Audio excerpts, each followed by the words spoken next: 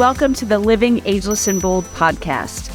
Each episode, I bring you amazing women who inspire, educate, and share their experiences and journeys along the way. So grab a glass of wine or a cup of coffee, find a cozy spot, and let's relax and have some fun hearing what can be accomplished after 55. Hi, everybody. Welcome to this week's episode of Living Ageless and Bold. My guest this week is Stephanie Cyr. She is a personal safety expert, executive health coach, attorney, figure out how all that ties in, a lecturer. She is the founder of Power Up Moves. Get ready for this. She's nearly 3 decades of martial arts experience in 10 different disciplines.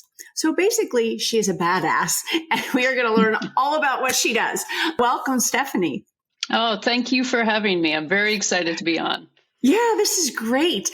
Okay, so you started out as an attorney. Let's go back to that a little bit and hear how you made this pivot to what you're doing now.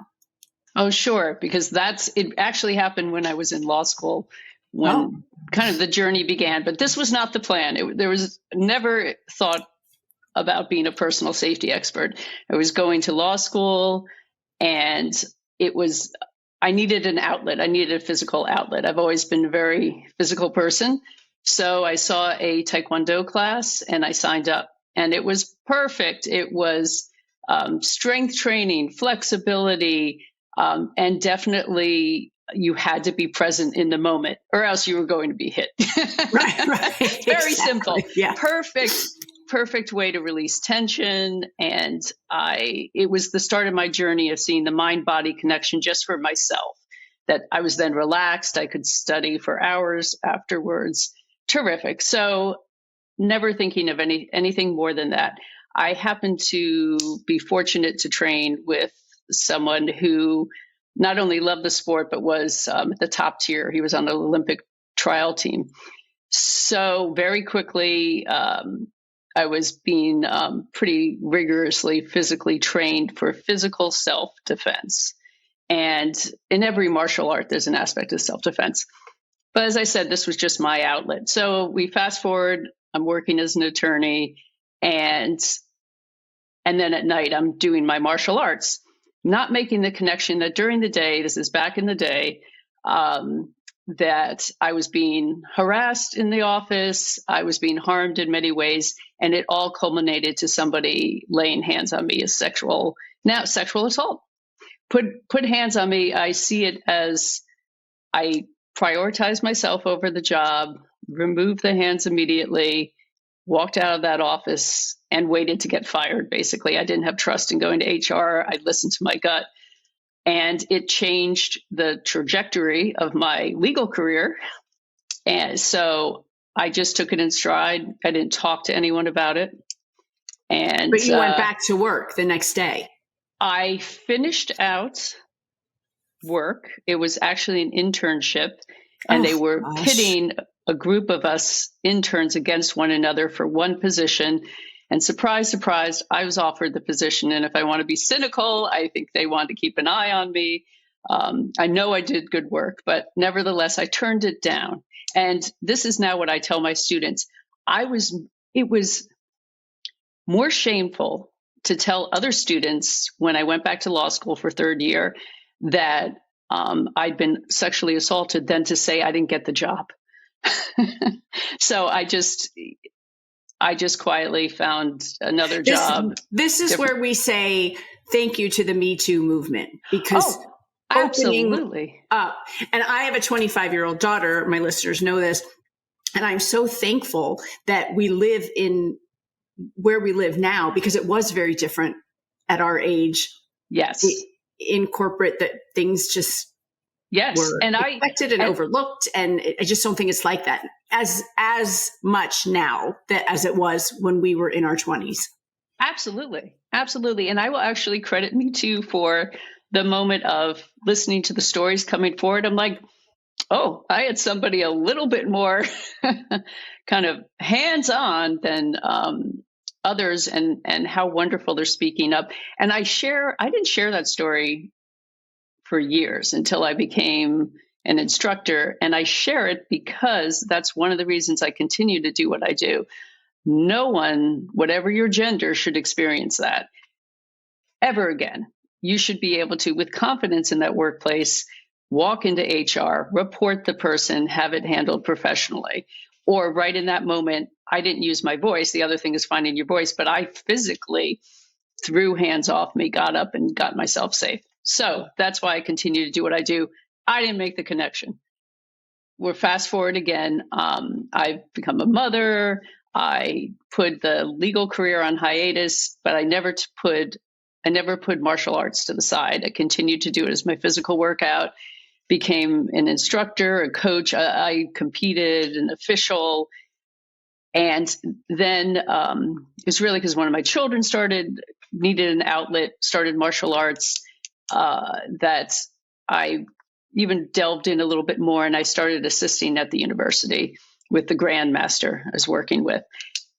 And we were coaching the Taekwondo team, and it was wonderful. And then one day it was a male student pull me aside and say, Stephanie, I thought I could do everything the grandmaster said to do for self-defense. But last weekend I had the stuffing beat out of me. It did not work. Yes, it was just such a moment. And he said, what should I have done? And I said, I'm not sure, but I'm going to find out. And that was my next moment of pivoting and knowing there was something more that could be done. There aren't 5 moves that everyone could do and will keep you safe. There's more to this than the physical. We all move differently. It's very individual. So that was the next moment. And just at the end, finally, what happened, we were in the kinesiology department. The chair of the department came and watched some classes, and the grandmaster, who's excellent at what he does, was teaching it as a martial arts class. She called me. And in martial arts, this is, you don't do this to your grandmaster. She called me and said, how would you teach the class? And I talked about something called empowerment-based self-defense. Fun fact for your listeners, it's based in the women's movement, the feminist movement, where women said enough is enough. Physical self-defense isn't just the only answer here. There's more that we can do to keep ourselves safe, and we can keep ourselves safe. We don't need someone else taking care of us. Thanks to a lot of researchers, there's now evidence to show that this does work, and then some, improves mental health, etc. So I only will teach what's evidence-based, and I told her about this program. About a month later, she dismissed him and said to me, the class is yours, teach it how you'd like. So at this point, I actually started practicing law again on the side. So I'm doing a little bit of both, and I use my legal training to help others in the empowerment-based self-defense world with, say, contracts or writing, as we say, writing the ship if they need some help. But I could never walk away from this. When you talk about empowerment, I'm curious. I was going to New York after COVID. Things were really bad in New York City, yeah. And I was speaking, and I had a driver, and he was also a NYPD police officer. And so I asked him, I'm like, can I take the subway at night? Like, is it as bad as I'm seeing in the media? And he said, if you walk in the subway with confidence and not on your phone, not distracted, but, you stand there, and he's like, they'll leave you alone. It's the people that are, hunched over and they look like they're fearful, that those are more of a target. Is that what that means, that empowerment? Well, empowerment means so much more than that, but that's excellent advice he gave you, because it is so true. People read body language. And that there's a famous study that first was originated in New York, but it's been replicated, about how who would be targeted, and it definitely is your body language. You just walk with confidence. We've heard it like shoulders back, head up, look confident, especially if you're lost. Look confident. Go find a well-lit public place.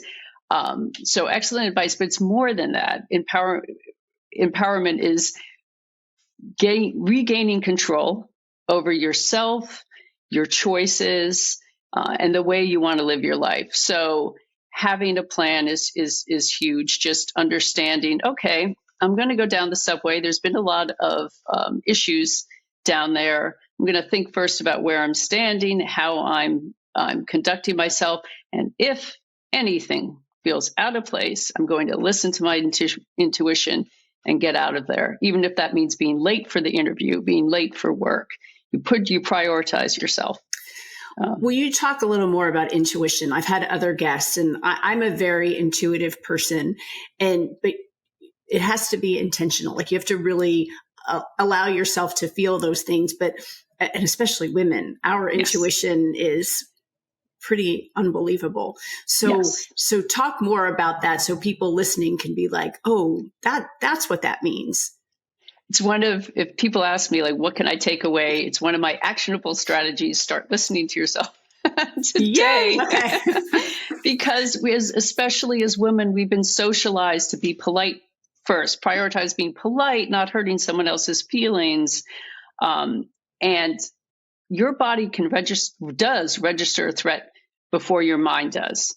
Have you ever had that something feels off, but you don't have eyes on it or sense it? Intuition is a feeling, a sense, and using all your senses. I work with people with different abilities, using what you hear. Some people taste the soot before they saw the fire. Some people, you smell, really tuning in, being present in your body. I do body scans with my students, and listening to yourself. So intuition, I call it your inner alarm system. And for some people, it's right there. You said you're intuitive. You can feel it immediately. Other people, it's buried deep. It's buried deep where they second guess themselves. So even right now for your listeners, now when they go about their day-to-day, a few things you could even think about right now. Number one, where do you feel when something feels off? Christina, where do you feel it in your body? Yeah, I get like a tingly, kind of like my chest, high stomach area. Okay. So really own that. Know that that's where you first sense it in your body. I clench up. I realize I'm clenching my jaw. Literally, something's going on that feels off in my surroundings. So you get in touch with yourself. Where do you feel it in your body? And really listen to that. So now when you're walking around and you're getting that tingly feeling, you're just on the street and everything else looks normal, it doesn't mean you're about to get jumped. I'm not saying that. Just look around. Maybe you just notice someone's agitated, and you've picked up on that energy. Energy is very important. Okay, I see that someone's maybe talking to themselves. They're not focused on me, but I'm going to give them a little space. Something's, off. I've had students, my amazing, incredible students, when we have a trusting space and people share. One student, every morning she had to go open the coffee shop. She was the manager, and it was still dark out, and she took one path between where her apartment and the coffee shop, never saw anyone. She said she's walking along thinking about her day, and suddenly she sees ahead of her on the sidewalk a still lit cigarette burning. And she just stops. And she pauses. And she shares, by the way, I have permission to tell this story. She says, tell everyone. She has that moment of, wait a minute, this is just silly. It's just a cigarette, and I'm going to be late for work. I've got to go open the shop. It's on me. And then a person steps out who was behind a bush. And she had enough distance because she stopped and felt it that she turned, ran back to her apartment, got to safety, called up other employees to see if someone else could get there first. Still worried she was going to lose her job. She did not. And then, very important, she reported it. So that's very important. So then the law enforcement in the area knew that there had been someone who had been threatening in a public space. So intuition is very important, but there's a caveat. We also have we all have implicit biases. And it's very important to distinguish the two. There's certain ways you can sit with yourself and think in that moment, especially if it's a person coming towards you. Are you feeling uneasy? Or am I starting to tense up my jaw? because of this person's behavior or because of their appearance. They remind me of someone that maybe I had a past experience with, or I've seen in the media. They seem that this is a person to be fearful of, and we've got to be real here. You don't have to announce to anyone, oh, that is my bias, but it's important that you can distinguish it from your intuition. And I would say you look at their behavior. So if I think at 5 a.m. in the dark and somebody walks out from behind a bush, you run the other way. Absolutely. Yeah. That's an easy one. How about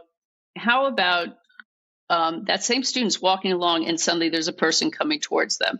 And as I said, they said they don't see people in the morning. And he's not even looking at her, but you read the body language. And you know what? Most people want to do good in this world. They don't want to disturb you. Prioritize your safety. Put a barrier between you and that person. I would say to her, are there any parked cars? You walk around the other side of the car. They might register that and be like, gosh, you know what? But you kept yourself safe, and they would understand if you explained it to them. But you definitely prioritize your safety. Yeah.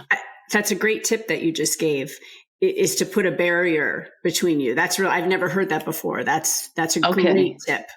I'll go a little further with it, because it's really, I've had people use that. I've used it. I actually, 12:30 in the afternoon, a very busy part of the city where I live, I had somebody, I'm always running a little later. I like to run. So I literally came out of the doorway jogging because I needed to get somewhere fast. And I suddenly heard someone jogging with me behind me. I'm in the middle of a city. We're not in a park or something. And I stopped, and then the steps stopped. I'm like, uh-oh. I mean, everything. I had the hairs on the back of my neck. Anyway, I'm in a busy part of the city. So I make eye contact with people around me. I see a couple look at me and look behind me, and then they hurry on. I'm like, right. So not only did I put a parked car, I've had people use this again, time and again. The light changed and there was traffic coming towards me. I stepped out on the other side of the parked cars and I walked so I could make eye contact with drivers. And then I casually turned around to assess the threat. And there was a threat.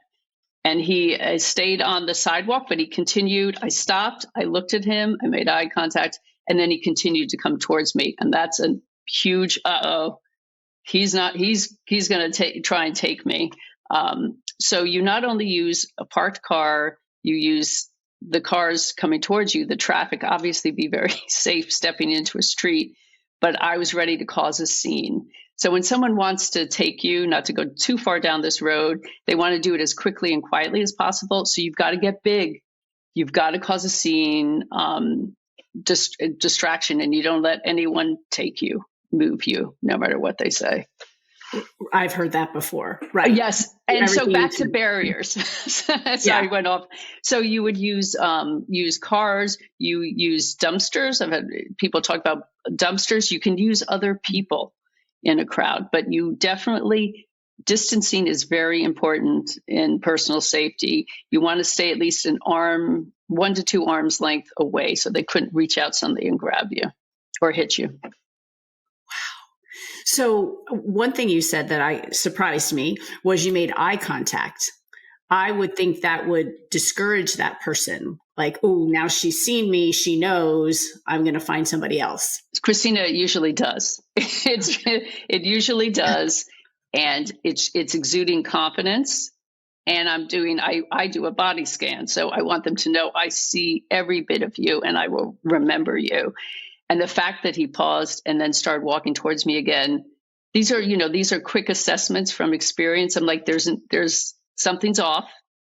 He's not reading. These are not normal signals are not working with this person. So now I've got to go to a certain extreme. And I did get out of that situation safely. But yes, you make that eye contact. And another really key thing to do, if eyewitnesses are notoriously unreliable. One exception is if you, the person being targeted, call out the description of the person threatening you. So if I had started to call out his description, that's what other people will remember. Your voice is so important. There's so many powerful ways to use your voice. You're telling other people what is happening. I don't know this person. A lot of people don't like to get involved if they think the two people know each other. I don't know you. You're trying to harm me. You even call it what's happening. He's attacking me. It's an assault as soon as there's that imminent threat. That's an assault. Batteries when he touches you. I'm being attacked. He's 6'3", 6'5", and you describe the clothing they're wearing. A lot of times people don't change their clothing, but also I've in the past described like the field. This looks like an out of shape big football player. Light eyes, light hair, and other people hear that and they remember that and they can report that for you. So this happened to you in the middle of the day in a city. Mm-hmm. And did anything happen? Like, did he finally leave? Did you call the police? Like how did this situation end? Well, I in that situation, I was going to a car and I was exhausted. I was thinking, how did he know? This was a moment in the day where I hadn't eaten enough. I know better. I hadn't eaten enough. I'd been through 2 trainings. I just come out of a very physical training. I had a heavy bag on my back. And I thought, how? It's for the timing. So I gauged it with the traffic and I saw where my car was. And as soon as I had a big rush of traffic coming towards me, I ran for it. If I didn't have a car there, I would look around for a building to walk into with other people in it. And that was also the default. It was a auto repair shop. So I knew if I didn't think I was going to make it to my car, I was going in there. I could see the fellows working on the cars, and I would have gone right into that section, right up to a person and said, help. This person's been following me. And people want to help. You just tell them what to do. Call 911. I'm going in your back office. I had a young student, a teenager, who took the same route to school every day. And we had talked about be mindful, be aware of your surroundings. She realized she was being followed, and she walked right into a bakery where she had been in there before to purchase something. She knew the people, even if you don't know them in that dire situation. She not only walked in, she walked behind the counter and she dropped out of sight to the floor and said, I'm being followed, help. And that's all she could get out before the person came in the shop looking for her. And it was just a small shop. And later the person working behind the counter was shaking. But she managed to get safe. And then they both had eyes on the perpetrator and they could report it. It's very important to report it. Even for me, after what happened, it's like, oh, okay, I'm going to call the police. They're going to say, were you physically hurt? No, we can't. But but somebody else might. Yes. Right. You might help somebody else. Exactly. Very important. You brought up something else that was really interesting is breaking up a routine. Like you talked about the one woman who always opened the coffee shop. She took the same route. And now you tell another story about the young girl. And you hear that in the news when you have, when these horrible things happen, it's, these bad people are out there, and that makes it easy for them if you're doing the same thing at the same time every single day. Right. And a couple things. Number one, just to be clear, most assaults happen by someone you know. So it's very easy. Over and over again, usually in my class, we start with talking about assaults from stranger because it is psychologically and emotionally easier for people to process. Most assaults happen by somebody you know. Whatever your routine is, some people, they say they can't change the routine.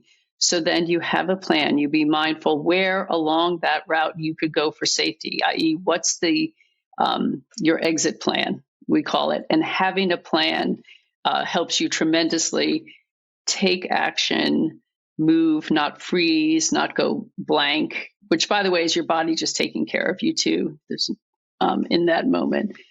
So there's a lot there. I understand that for some people, it's very hard to change up routines. Fright or flight is a real thing. So is there something, I haven't been in a situation like this.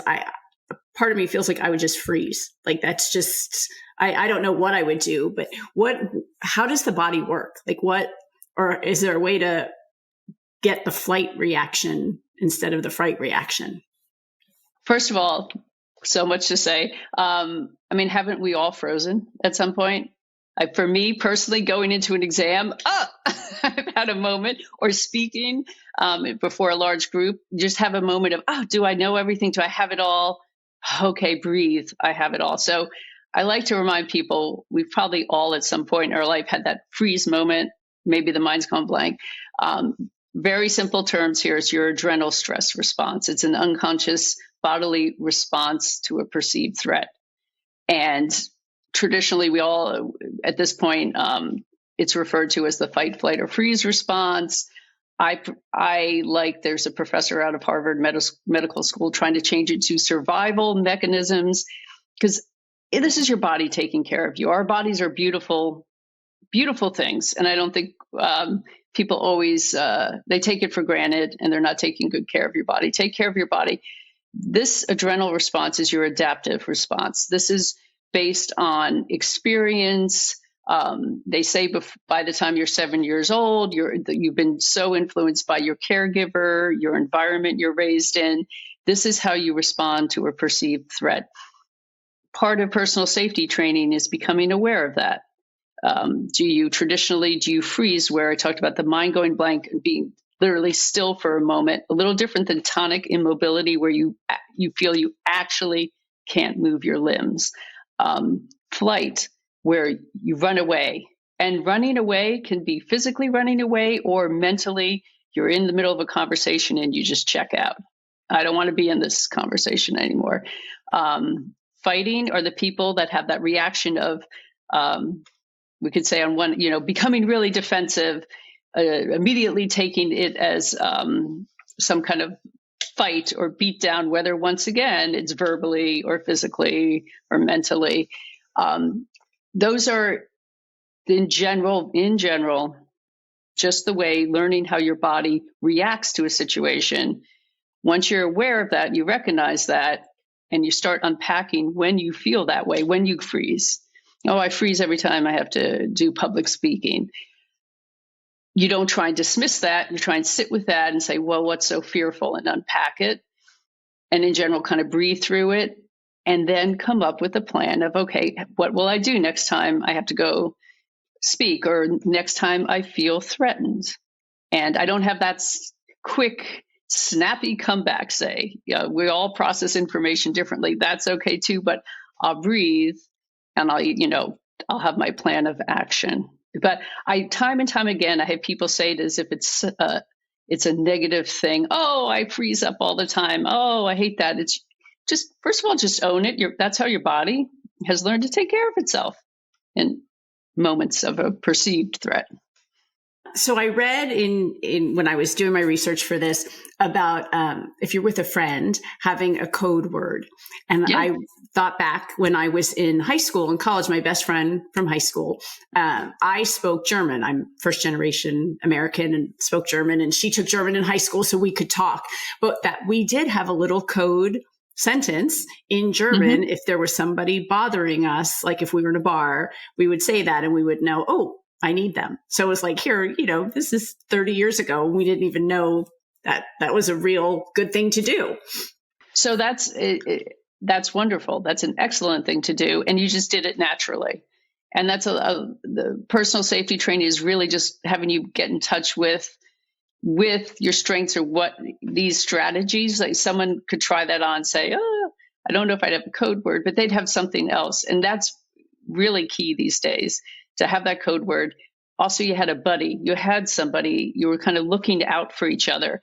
That's another huge part of empowerment-based self-defense, is the community aspect of, we really were stronger together rather than individually. And you look out, and this can be, when I say even buddy, you can have your friend, you could have someone in your class, if I'm talking about students, you could have someone in the bar or restaurant that you don't even know. I could talk about a story in a minute, who looks out for you. Hey, a group of women saw two people on a date. in LA, just made national news. And the woman went to the bathroom and they saw the man put something in her drink. Wow. They all looked at each other. They had that quick conversation. Did you see that? Did you see that? I'm going to the bathroom to tell the woman. I'm going to the bar to tell the bartender or manager. Yes. So it's looking out. A little digress from code word. In bars, the colleague runs something called safety bars. Some bartenders are trained and service staff of what to look out for or possible code words, and they put it up specifically in the female gender bathrooms, that if you're having an issue, order this drink, or say I've seen this that. word. Yes. Or the have angel, you seen Angela? The angel shot. So it's a really great strategy, and I'm glad you brought that up. But it does also go to community. Studies have been done how people, when you come together like that, you don't even have to, in the workplace, you don't even have to like your colleague personally. But if you see them being harassed, this is your environment being polluted. Would you like to be treated that way? No. Or you see them it's more subtle. You see them, their thoughts being dismissed in a meeting. You could speak up in the moment. You could send an email to support them. You could even just walk over to them later and say, hey, that wasn't great. You support one another to prevent harm. Yeah, I love that. The whole community. Stephanie, this was so great. Everyone listening, watching, everybody needs to hear this interview. I mean, you gave us some great nuggets of just things we can take into our everyday for our own personal safety and the safety of the people that we love. So thank you for all that you did or shared with us. And then I end every episode with the same 2 questions. What's the greatest thing you've accomplished since you turned 50? Right at 50 is when I took over the class at the university. So bringing empowerment-based self-defense into the university setting. Which is amazing. And I do a lot with my alma mater. I was like, wow, I don't think we have anything like that there. This would be really cool to offer. Thank you. Really cool. And then where do you see yourself in 10 years? Oh, well, I was thinking professionally, but where do I see myself? Yeah. Sure. Well, professionally, I just say, because this is the mission I've set for myself, is to have empowerment-based self-defense, not only on higher education campuses, but all in secondary education as well. It's been now shown to improve mental health, as well as keeping you safe. And it's just, we didn't even quite get to, there's a whole section on communication skills and conflict resolution. And for myself, I see, frankly, being able to sit back and say, okay, we've got these great instructors on campus. We have people learning this, drop the mic. I can, just sit back and it's already a worldwide movement, by the way. There's instructors all over the world, but just to see it grow and be status quo in the education system.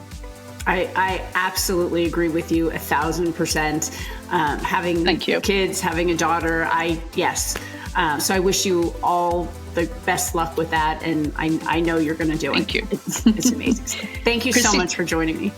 Christina, thanks for having me. I really appreciate it. Have a great day.